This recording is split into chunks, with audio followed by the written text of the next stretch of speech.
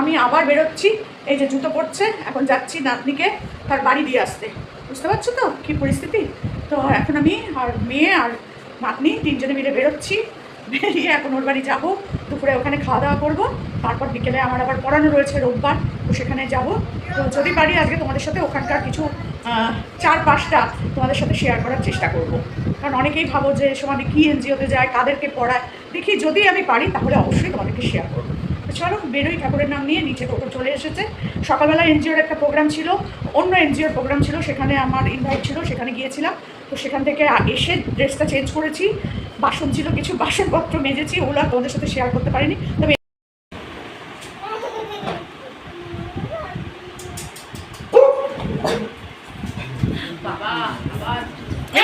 বাবা সব বিছানার উপরে।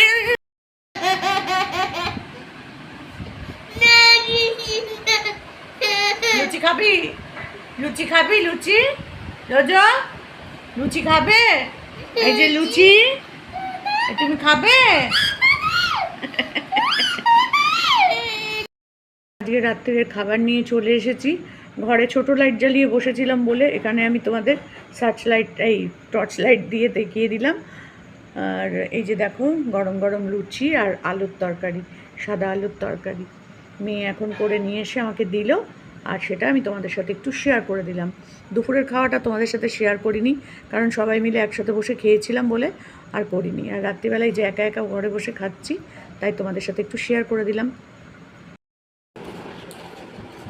লুসিকে দাও, লুসি লুসি লুসি। এই বাবা, সবাই বসে বসে এখন চা জল খাবার চলছে, চা বিস্কুট। ঘুম থেকে উঠে সব চা বিস্কুট খাচ্ছে। আমরা এখানে চা বিস্কুট খাচ্ছি, ওরাও চা বিস্কুট খাচ্ছে। এই দেখো সব টোস্ট বিস্কুট খাচ্ছে।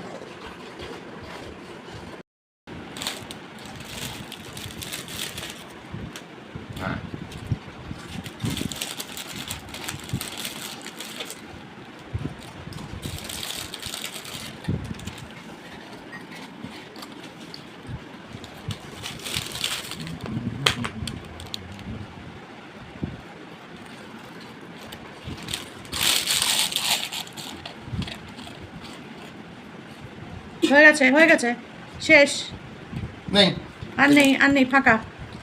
চলো এবার ফাঁকা করো ঘর। ও আবার আরেকটা স্টোর করে আরেকটা নেওয়ার জন্য কে? বসেছিল। ও ওটা নিয়ে আমাদের তাকিয়ে বসে আছে। আরো দেবো গুগু, আর নেই কিন্তু আজকে। জায়গা জায়গা শেষ, আর নেই কিন্তু আজকে। আজকের মতো ইতি, আজকে এবেলার মতো, বিকেলে আবার আজকে এবেলার মতো বিক্ষু শেষ। হ্যাঁ হ্যাঁ, আবার একটু পরে মাংস ভাত খাবো।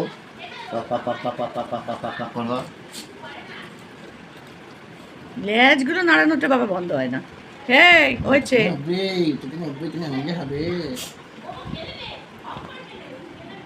আর তোর সন্ত্রাস সব জায়গায়, কেউ না খেলেই বলছে গোগো খেয়ে নেবে। ওই যাচ্ছে, ওই যে যাচ্ছে। মুখে দে মুখে দে। যে আমার সোনা স্কুল যাবে এখন, দেখো এখনো স্কুল ড্রেস দেয়নি। সোনা এখন এই জামা পরে স্কুলে যাবে। মা একটু হাই করে দাও তো সবাইকে। Good morning. সকালবেলার জলখাবার চলে এসেছে। আজকে খাবো আমরা গোলা রুটি। এখানে দেখো লঙ্কা টঙ্কা দিয়ে বানানো আছে, আরেকটা এখন আসেনি, এখানে ঠান্ডা হওয়ার জন্য রেখে দিয়েছি। আর অনেক দিন খাওয়া হয় না গোলা রুটি, তাই জন্য আজকে জলখাবার গোলা রুটি। আর দেখো এই যে সব সামনে বসে আছে। তো দেখো মিশো থেকে একটা অর্ডার দিয়েছিলাম, তো সেইটা এখন এসছে। এই যে সেই অর্ডারটা তোমাদের সামনে খুলবো, কি এসছে পার্সেলটা। সে পার্সেলটা খুলি, দেখি কি। আমি তো জানি কি, কিন্তু তোমাদেরকে বলতে হবে তো না, সব কিছু তোমাদের সাথে শেয়ার করি। কি এলো কি গেল, এটা না করলে হবে বলো। তো সেই কারণে এটা একটু খুলছি খুলছি খুলছি খুলছি। বাবা অর্ধেক কাটে তো অর্ধেক কাটে না। খুব দরকারি ছিল গো আমার। আমি কদিন ধরে যে কি প্রবলেম ফেস করছিলাম না, তোমাদেরকে কি বলবো। দেখি এটা আবার কতদিন চলে।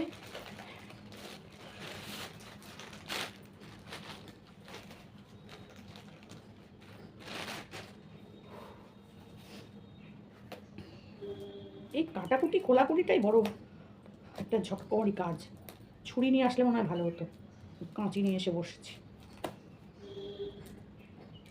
যায়ও না রে বাবা।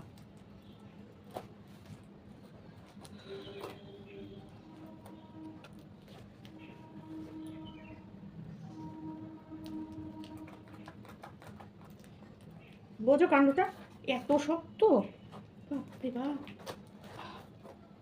আচ্ছা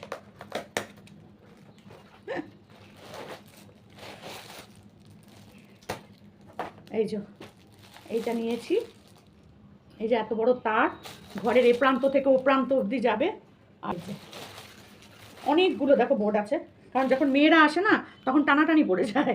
দাঁড়াও না, তোমারটা একটু সরাও না, বার করো না। আগেরটাতে তো 3টে না 4টে ছিল, তো 2টো রাখলে পরে না আর 2টো আটকাতো না ভালো করে, একটু টাইট টাইট হয়ে যেত, তো অনেক সময় লাগানো যেত না। তো এখন এইটা নিয়েছি, আর এইটা হচ্ছে তার সাথে অনেকটা বড় তার, আমার খাট অবধি পুরো চলে যাবে। তো এইটা নিয়েছি, তোমাদের সাথে একটু শেয়ার করে দিলাম। প্রত্যেকটার সাথে দেখো, প্রতিটা কাটার সাথে একটা করে সুইচ আছে, যেটা যখন দরকার সেটা তখন সুইচ জ্বালিয়ে জ্বালিয়ে নিয়ে নিতে পারবো। এই তো চলো, হয়ে গেল তোমাদের দেখানো। এখন এটা আমি লাগাবো চার্জে দিয়ে, আমার মানে এখানে সুইচ বোর্ডে দিয়ে চার্জ দেবো ফোনে। এখন না, এখন আছে চার্জ। তো যাই হোক, আমার এটা সত্যি খুব দরকার ছিল গো। কদিন ধরে আমি ভালো করে চার্জ দিতে পারতাম না, মানে একটা ফোন তো অল টাইম আমার কাছে থাকতো, ওটা শেষ হতো আরেকটা গিয়ে দিতাম, ওটা শেষ হতো আরেকটা গিয়ে দিতাম। 3-4 দিন ধরে আমি লাইভ কি কষ্ট করে করলাম বলো তো। অন্যদিন তো তাও বসে লাগিয়ে নিয়ে করতে পারতাম, এই 3-4 দিন আমি খুব কষ্ট পেয়েছিলাম। আর কি কষ্টের জীবনে আর কি ভালো কিছু হয় বলো। তাই তো আমি সকাল থেকে কিচ্ছু করিনি, সবার মতন করলে তো আমার হবে না, আমার আমার ব্লগটা একটু অন্যরকম। তো আজকে আমি ব্লগটা শুরু করছি, এখন কটা বাজে দাঁড়ো, 4:18। ধরো আরও 5 মিনিট আগে থেকে শুরু করেছি, 6 মিনিট আগে থেকে, মানে এই এটা খোলাটা দেখানো থেকে তোমাদের সাথে আমি ব্লগটা শুরু করেছি। তো সোমাবুড়িতে তোমাদের সকলকে অনেক অনেক ভালোবাসা জানিয়ে ব্লগটা শুরু করলাম। আর এখন বাজে বললাম 4টে বেজে গেছে। তো এখন আমি কী কী করবো সেটা তোমাদেরকে আগে বলে নিই। প্রথম হচ্ছে বিছানার চাদর পাল্টাবো, কারণ আমার নাতনি ছিল জানোই, তার যা কাজ কারবার, বিস্কুটের গুঁড়ো, ম্যাগি, তারপরে হচ্ছে গিয়ে কেক, যা যা খেয়েছে মোটামুটি সবই খাটের ওপরে পড়েছে, আর গুঁড়ি গুঁড়ো গুঁড়ো গুঁড়ো গুঁড়ো গুঁড়ো হয়ে রয়েছে। পিঁপড়ে, এখন জানো পিঁপড়ে হয় বানাতো, তার মধ্যে কালকে আমি ছিলাম না, ঝাড়াঝুড়ি সেরকমভাবে হয়নি, সকাল থেকেই কালকে আমি বাইরে বাইরে ঘুরেছি, সেভাবে হয়নি। আর ওই চাদর এখন আমি পাল্টাবো, যেহেতু বৃহস্পতিবার পাল্টাইনি, মনে আছে তোমাদের? তো রোববার ছিল, কালকে রোববারে পাল্টাতাম, কিন্তু মেয়েকে নিয়ে আবার পৌঁছে দিয়ে আসতে হলো, রাত্রিবেলা ফিরতে পারলাম না। সকাল থেকেই যে চলে আসবো, জামা কাপড় পরে বসে আছি 9টা থেকে, কিন্তু বেরোতে পারছি না, প্রচণ্ড বৃষ্টি, প্রচণ্ড বৃষ্টি। তো সেই জন্য একেবারে দুপুরবেলা বেরোলাম। আচ্ছা, তো সেই সব করে এসে আমার আর কোনো কাজকর্ম হয়নি। তো এখন আমি সেই কাজকর্মগুলো করব আর তোমাদের সাথে শেয়ার করতে থাকবো। ব্লগটা শুরু করলাম বিকেল 4টে থেকে, তো এরপর বাকিটা তোমরা দেখতে থেকো, আর পাশে থেকো, কিন্তু কেউ কিন্তু চলে যেও না। সবসময় সমাধি যদি ভিডিও নাও দিতে পারে, পাশ থেকে কিন্তু সরবে না বলে রাখলাম। ঠিক আছে চলো, এবার গিয়ে আগে ওই ঘরের চাদরটা পাল্টাই। এই ঘরেরটা তো পাল্টেছিলাম বৃহস্পতিবার, কিন্তু ওই ঘরেরটা পাল্টাইনি, যেটাই আমি শুই। তো চলো সেটা আগে পাল্টে নিই। তো চলে এলাম এই ঘরের চাদরটা পাল্টাতে। আজকে একটু নতুন চাদরটাই পেতে দিলাম, অনেক দিন ধরেই ভাবছি এই চাদরটা পাতবো, কিন্তু পাতা আর হচ্ছিল না, তাই ভাবলাম না আজকে পেতেই দিই, শোবো তো আমি, আর নতুন আর পুরনো, যাকে আজকে মনটা ভালো রাখার জন্য একটুখানি নতুন চাদরটাই পেতে দিলাম, আর কি করব বলো। তো যাই হোক, এটা একটু গায়ে দিয়ে শুতাম অবশ্য রাত্রিবেলা, তো অন্য চাদর গায়ে দেবো, তা আজকে একটু ভালো করে চাদরটা পেতে নিলাম। তো চলো চাদর টাদর পেতে নিয়ে তারপরে কি কি করব কিচ্ছু জানি না, বিশ্বাস করো। আর এবার আমাকে সন্ধেও দিতে হবে, সন্ধে হয়ে আসছে রীতিমতো। তো জানলাগুলো খুলে দেবো, ঘরটা কীরকম গুমোট গুমোট হয়ে রয়েছে আজকে। তো এখন এই সন্ধেবেলা, আমি না অন্যদিন সন্ধেবেলা জানলা খুলি না, তো মশা টশা ঢোকে, কী হয়, পোকামাকড় ঢোকে, তো খুলি না, কিন্তু আজকে না একটু জানলাটা খুলে দেবো, কারণ না ঘরটা খুব গুমোট গুমোট হয়ে রয়েছে। সারাদিন জানলা দরজা খোলা হয়নি, কালকে থেকে সেই বন্ধ, কালকে সকাল থেকেই আর জানলা দরজা খোলা হয়নি, কারণ আমি যখন সকালবেলা বেরিয়ে গেছি তখন মেয়ে ঘুমাচ্ছিল, তো ও আর ঘুম থেকে উঠে আর জানলা টানলাগুলো খোলেনি, আমিও এসে আর জানলাগুলো খুলিনি, কারণ কোনো রকমে একটুখানি বাসন কটা ছিল মেজে নিয়েই চলে গেছিলাম ওর বাড়ি, তো সেই জন্য আর জানলা খুলিনি, কারণ কখন কোথা থেকে বৃষ্টি হবে, বাবা ঝাঁট আসবে, বিছানা ভিজে যাবে, দরকার নেই। আমি আর জানলা টানলা কিছু খুলিনি, সব বন্ধ করে চলে গেছিলাম। তো এখন একটু জানলাগুলো খুলে দিই। সন্ধে হয়ে এসছে প্রায়, অর্ধেক বাড়িতে শাক টাক বাজা শুরু হয়ে গেছে অলরেডি। তো আমি এই বিছানাটা গুছিয়ে নিয়ে গা ধোবো, নাইটি টাইটি চেঞ্জ করব, করে তারপরে ঠাকুরকে জল বাতাসা দেবো, কারণ আজকে তো সকালে জল দেওয়া হয়নি, তো সেগুলো দেবো এখন। অন্যদিন সন্ধে দেওয়ার সময়ও দিই আমি, তো কোনো দিন দিই, কোনো দিন আমি দিইও না, হয়তো তাড়াহুড়ো থাকলো তখন আর জল বাতাসাটা দেওয়া হয় না, ধূপটা আর শাকটা বাজিয়ে দিই। আজকে তো সেটা দিতে হবে। তো চলো আগে এগুলো করে নিই, তারপরে বাথরুমে যাব গা হাত পাটা ধুতে।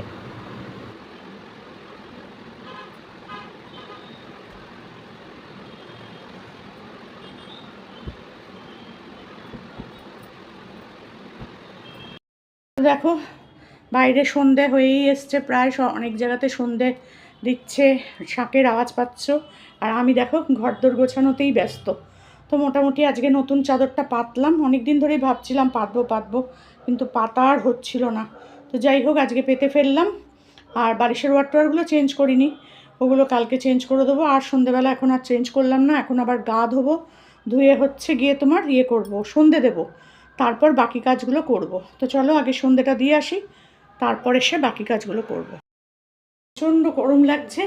ওই ঘরেরটা খাটটা পরিষ্কার হয়ে গেছে, এবার এসে এই ঘরের চাদরটা পাল্টাবো, কিন্তু তার আগে একটু সন্ধেটা দিয়ে নিই। সন্ধে না দিলে পরে হবে না বলো, যেহেতু সকালে ঠাকুরকে জল দেওয়া হয়নি, তো এখন আমি মানে জল দেবো, নকুলদানা দেবো, সবই করব। তো এই দেখো কালকের থেকে এরকমভাবেই পড়ে রয়েছে, এই যে কালকের থেকে এরকমভাবে পড়ে রয়েছে, ওগুলো নামানো পর্যন্ত হয়নি। দুপুরবেলা চলে গেছিলাম, ওগুলো আর কিচ্ছু করা হয়নি। তো ওইগুলো এখন করব। আর চলো, বাইরে আবার গান বাজছে, বেশি গানের ওখানে আবার দাঁড়ানো যাবে না, বাবা কী করতে কী দিয়ে দেবে। তো চলো যাই, আগে আমি গা ধুয়ে আসি, তারপরে অন্য কাজগুলো করব। সন্ধে দেওয়া কমপ্লিট হয়ে গেল, চান গা ধুলাম, গা ধুয়ে পুরো এসে সন্ধে দিলাম। এই যে সন্ধে দিয়েছি দেখো, ধূপকাঠি জ্বলছে সামনে, আর এই যে নকুলদানা দিলাম। একটু পরে আবার এগুলোকে তুলে ঠাকুরকে ঘরের লাইট নিভিয়ে শয়ন দিয়ে দেবো, এরকমভাবেই আমি করি। আর দাদা একটু বসে নি, হাঁপিয়ে গেছি বাপরে বাপ। তো এখন আমি এই ঘরের বিছানা চাদরটা ভাবছি আর রাত্রিবেলা তুলবো না, কারণ আমি তো এখানে শোবো না, তো রাত্রিবেলা তুলবো না, একবারে কালকে সকালবেলাতেই তুলবো। যে ঘরটা শোবো সেই ঘরটা পরিষ্কার পরিচ্ছন্ন না থাকলে আমার হয় না, তো সেটাকে করে নিয়েছি পরিষ্কার পরিচ্ছন্ন। আর দেখো আয়নার কাছাকাছি বসেছি, কি গরম লাগছে গো, জানো না, প্রচণ্ড গরম লাগছে। তো যাই হোক, এবারে আমি রাত্রিবেলা কি খাবো সেটাও এখনও জানি না। আমার এক বান্ধবীর আসার কথা, বললো আসছে, এখন জানি না আসবে কি আসবে না। একটু বাদে আবার ফোন করব, যদি না আসে তাহলে ভাবছি একটু ভাত বসিয়ে নেব। আর কি করব বুঝতেও পারছি না, কি করব। আজকে আবার ঘরে ম্যাগিও নাই, পাউরুটিও নাই, তাহলে কি করব বলো, ভাতই খেতে হবে। তো ভাত করে নেবো একটু, দেখি ওকে ফোন করি যে আসছে কি আসছে না। তো যদি আসে তাহলে বলেছে আসার সময় খাবার নিয়ে আসবে, আমিই বলে দিয়েছি যে আসার সময় খাবার নিয়ে আসিস, পছন্দসই খাবার আমি পে করে দেবো, কিন্তু খাবারটা তুই নিয়ে আসিস। তো এখন দেখি কি করে না করে, এখনও পর্যন্ত জানি না সঠিক কিছু। চলো আর কি করবো বলো। ও আচ্ছা, একটা কাজ আছে, বাসন মাজা হয়ে গেছে, বাসন টাসন পরিষ্কার করে মাজা হয়ে গেছে। দুপুরবেলা আমি মেয়ের বাড়ির থেকে খাবার নিয়ে চলে এসেছিলাম, কারণ আমি তো ভাত খেয়ে আসিনি, খেতে গেলে অনেক দেরি হতো, তো সেই কারণে আর ভাত টাত খেয়ে আসিনি, ভাত নিয়ে এসেছিলাম। ওদের যে রান্নার বউটা অঞ্জু, ও কি করেছে, আমি যখন শুনেছে চলে আসছি খাবো না, ও তাড়াতাড়ি করে ভাত, ডাল, ঢ্যাঁড়স ভাজা, পটল ভাজা এই হয়েছিল তখন পর্যন্ত, মাছ তখনও পর্যন্ত হয়নি। ও আমাকে একদম টিফিন বক্সের মধ্যে ডাল, ঢ্যাঁড়স ভাজা, পটল ভাজা সব দিয়ে, ভাত দিয়ে একদম প্লাস্টিক বেঁধে দিয়ে দিয়েছিল। তো ওগুলোই আমি বাড়ি এসে স্নান করে খেয়েছি। তো তখন আর ঠাকুরকে জল দেওয়ার মতো পরিস্থিতি ছিল না, তো একটা মানে ঘটনার মধ্যে পড়েছিলাম, সেই ঘটনা থেকে বেরিয়ে তারপরে আমি বাড়িতে এসেছি, তখন 4টে বাজে। তো আমি বাড়িতে আসার খানিকক্ষণ পরেই চলে এসছে পার্সেল একটা, সেই পার্সেলটা তো তোমাদের সাথে শেয়ার করলাম। তো সেইটা আসার পর তারপরে গিয়ে আমি খেয়েছি, তা বুঝতেই পারছো কতটা বেলা হয়ে গেছিলো। তো ওর বাড়ি থেকে বেরিয়েছি আমি অনেকক্ষণ, 12টা সাড়ে 12টা, আমি বাড়ি এসেছি 4টের সময়। তো কী ঘটনার মধ্যে পড়েছিলাম চলো তোমাদেরকে একটুখানি শোনাই। সব কাজ ছেড়ে টেড়ে বাকি ভিডিওটা শেষ করতে বসলাম। আজকের কাজ আর তোমাদের সাথে শেয়ার করতে পারলাম না, তোমাদেরকে একটা আসল সত্যি ঘটনা শোনাই। আমি আজকে কিসের মধ্যে আটকে গেছিলাম। তো সন্ধে দিয়ে টিয়ে এসে একটু জামা কাপড়টা জানোই চেঞ্জ করি, সন্ধে দেওয়ার আগে গা ধুয়ে সন্ধে দিলাম, দিয়ে এখন তোমাদের কাছে এসে বসলাম।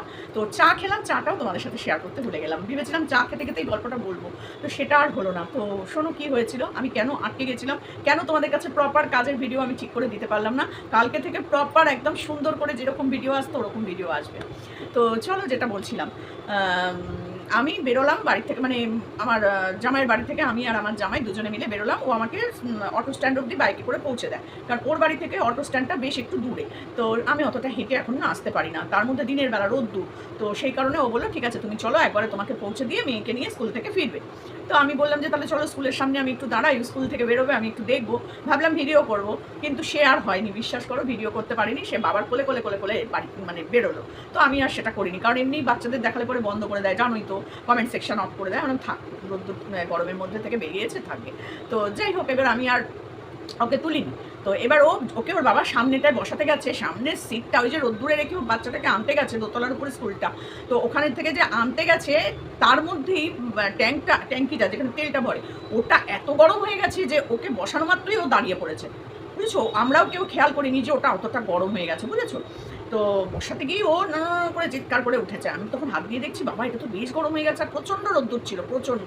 তো তখন আমি বললাম ওকে এখানে বসিও না, আমি পেছনে ওকে নিয়ে বসছি, চলো আমি ওকে বাড়িতে দিয়ে আসি, দিয়ে তারপর তুমি আবার আমাকে নামিয়ে দিও, বাড়ির সামনেই কাছেই স্কুলটা।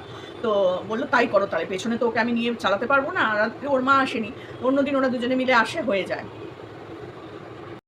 তো আমি নাতনির ভিডিও করলাম না, তো ওকে নিয়ে আমি আবার মাঝখানে বসিয়ে দুটো ইয়ে কিনে দিলাম, জেমস না তো ক্যাডবেরি, যাই হোক ওই দুটো কিনে দিলাম ওকে, দিয়ে ও তো খুব খুশি। ওইগুলো নিয়ে দাদি আয় মানে আমাকেও যেতে হবে ওর সাথে বাড়ি। তাই আমি বলছি না আমি বাড়ি চলে যাচ্ছি, তুমি যাও। তো তখন বলছে না দাদি আয়, মানে আমাকে ওই বাইকে বসতে হবে। তারপর যাই হোক ওকে মাঝখানে বসিয়ে আমি আবার পেছনে বসলাম, বসে বাড়ি অবধি দিয়ে এলাম।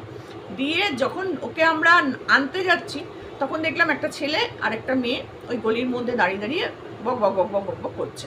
ঠিক আছে আমরা চলে গেলাম, বাচ্চা ছেলে মেয়ে বক বক করছে সেখানে, আর আমরা কি বলবো, রাস্তায় দাঁড়িয়ে আছে কথা বলছে, চলে গেলাম। আবার যখন ব্যাক করে এলাম তখনও দেখছি কথা বলছে এবং বেশ ঝগড়া হচ্ছে, এটা বুঝতে পারলাম দুজনের মধ্যে। তো আমরা আর কোনো কিছু না বলে আমরা আবার বাচ্চাটাকে বাড়িতে দিতে, ও ওপরে দিতে গেল বাচ্চাটা, আমি নিচে দাঁড়িয়ে রইলাম। এবার ও বাচ্চাটাকে দিয়ে টিয়ে আবার গেট ফেট বন্ধ করে এসে বাইকটা স্টার্ট করেছে, দিয়ে বাইকটা স্টার্ট করে আমাকে নিয়ে আবার ও অটো স্ট্যান্ড অব্দি দিতে আসছে। ও মা, হঠাৎ দেখি ওই ছেলেটা আর মেয়েটা বেশ খানিকটা এগিয়ে এসছে, রাস্তার বেশ খানিকটা চলে এসছে, ওই গলিটায় ওদের বাড়ির কাছাকাছি নেই, ওই রাস্তারই আরেকটা দূর মানে ঘুরেছে রাস্তাটা, সেই দিকে এসে দাঁড়িয়ে ছেলেটা বীভৎস মারছে মেয়েটাকে, বীভৎস, চুলের মুঠি ধরে টেনে টাঁস টাঁস করে গালে চড় মারছে। তো সেইটা আমরা তো বাইকে করে আসছি না, বাইকটা করে আসছি, আর ওইখানেরই আরেকটি ভদ্র মহিলা ওটা প্রোটেস্ট করেছে, ছেলেটাকে ধরেছে যে কেন তুমি ওকে মারছো, মেয়েটা বেশি বয়স না, তো কেন তুমি ওকে মারছো, তুমি একটা ছেলে হয়ে একটা মেয়ের গায়ে হাত দিচ্ছ, তোমার লজ্জা করে না, এইসব বলে ভদ্র মহিলা বলেছে।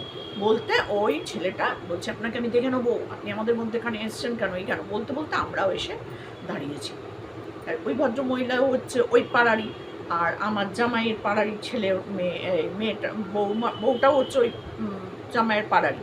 ও তখন আমার জামাইকে বলছে দেখ আমাকে এরকমভাবে বলছে, ছোটো থেকে তাকে আমার জামাইকে সে বড় হতে দেখেছে, বলছে দেখ এইরকম মেয়েটাকে কী মারছে, আমি বারণ করেছি বলে আমাকে বলছে দেখে নেবো, এই নেবো সেই নেবো, আপনার বাড়ি আমি চিনি ওই চিনি এইসব উল্টোপাল্টা কথা আমাকে বলছে। বলতে বলতে ছেলেটা হেঁটে হেঁটে চলে যাচ্ছে, সেই শুনে আমার জামাই তখন ওকে ছেলেটাকে বলছে এই শোন এদিকে এদিকে। তখন বলছে কি সব দেখে নেবো সব আমার পেছনে লাগা বের করে দেবো, এই দেবো, হ্যাঁ আমাদের মধ্যেখানে আসা বার করে দেবো, এই দেবো, এইসব বলছে। তখন আমার জামাই বলছে যা তুই যা করার করে নিবি, মেয়েদের গায়ে এসে দাঁড়িয়ে দাঁড়িয়ে হাত দিচ্ছিস, আবার বড় বড় ডায়লগ বলে ছেলেটা চলে গেছে। মেয়েটা তো থর করে কাঁপছে আর কাঁদছে, পরিবার হাঁপিয়ে গেছে, এত মেরেছে না, মেয়েটার একটু চেহারা ভালো, তো হাঁপিয়ে গেছে, ঘেমে গেছে, গেঞ্জিটা পুরো গায়ের মধ্যে চকচক করছে, অনেকক্ষণ ধরে মারপিটটা চলছে। আমরা যখন এসছি তখনও দেখেছি ওদের মধ্যে ঝগড়া হচ্ছে। তো ওই রকমভাবে মারছে, আর রাস্তার মধ্যে চারিদিকে ফ্ল্যাট, লোকজন সব বেরিয়ে এসছে ওর চিৎকার শুনে, আর আমরা দাঁড়িয়ে পড়েছি।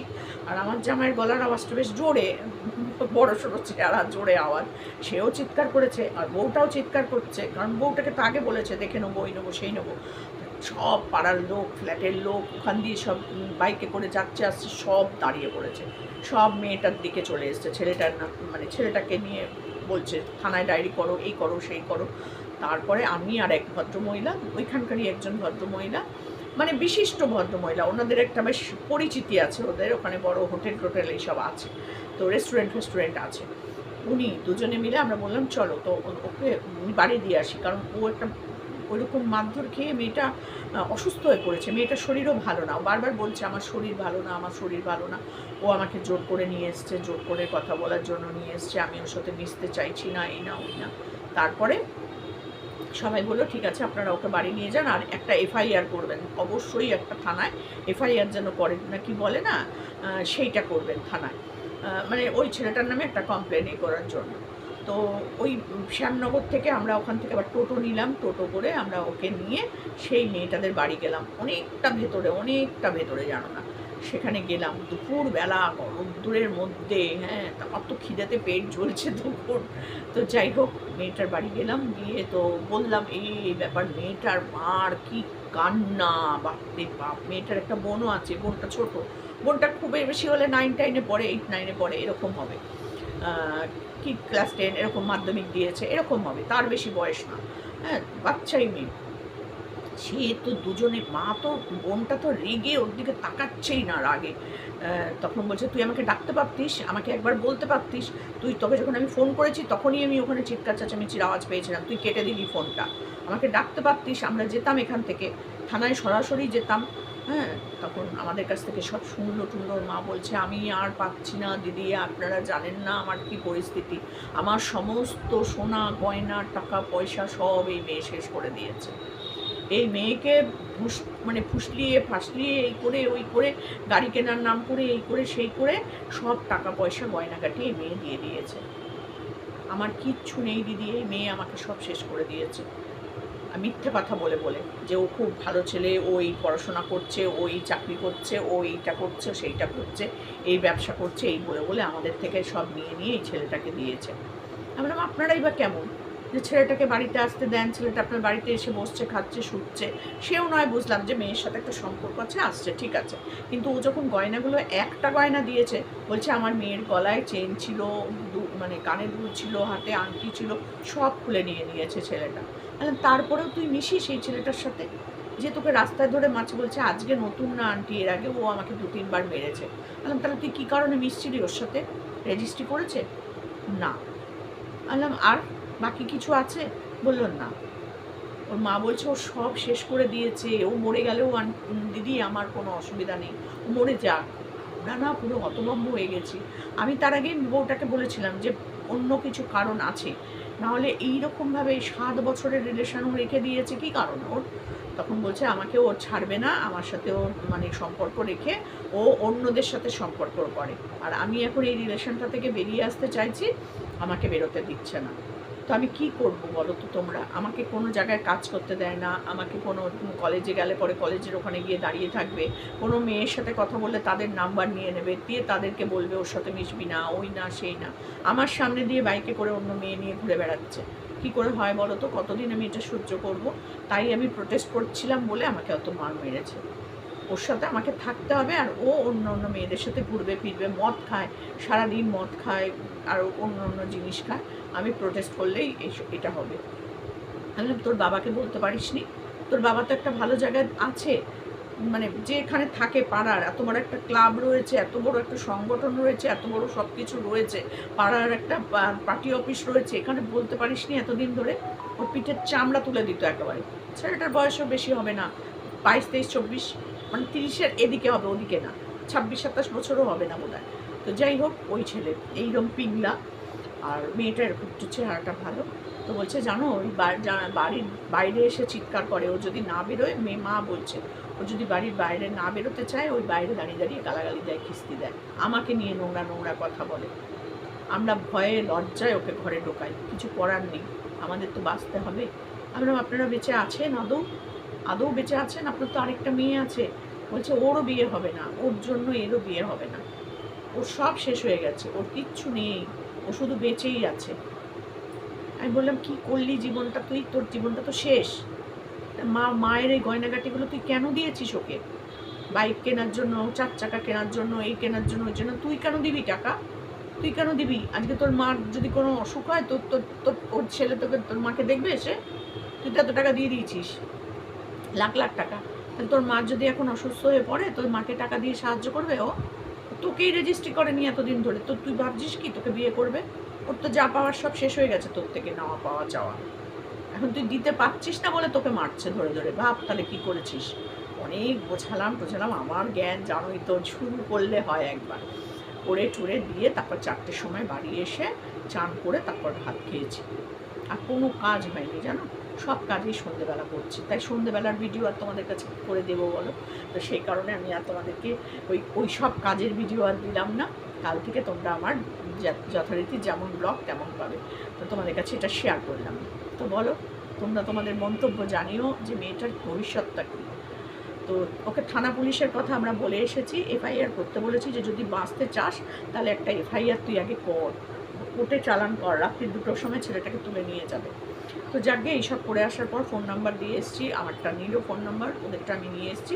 এখনও পর্যন্ত কোনো ফোন টোন আসেনি, আমিও আর ফোন করছি না, আমার আর তো কী দরকার। তো এইসব করে টরে এসেছি, বুঝেছো। সমাজ সেবা করতে গিয়ে কোথায় চলে গেছিলাম আজকে কে জানে। তো যাই হোক, তোমাদের সাথে একটু শেয়ার করে দিলাম। তো চলো আজকের মতো এই ভিডিওটা এখানেই শেষ করলাম। যদি ভালো লাগে তাহলে অবশ্যই পাশে থেকো আর লাইক কমেন্ট করো। টাটা।